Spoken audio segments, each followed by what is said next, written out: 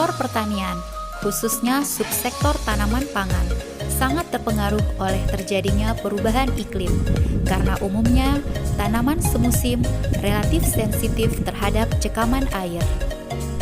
Pada hari Sabtu tanggal 26 November 2022, Kepala UPTD BPTPHP bersama tim berkesempatan untuk mengunjungi lokasi sumur suntik pada kelompok tani Bumong Jempa di Desa Cutnehen, Kecamatan Syam Talirabayu, Kabupaten Aceh Utara.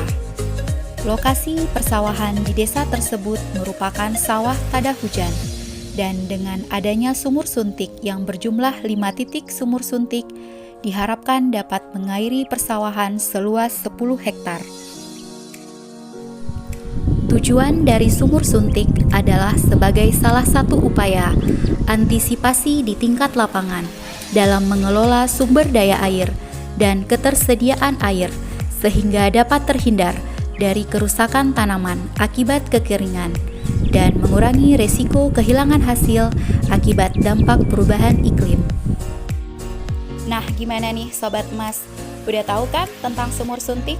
Oke, nantikan vlog kami berikutnya dari BPTPHP. Sampai ketemu lagi.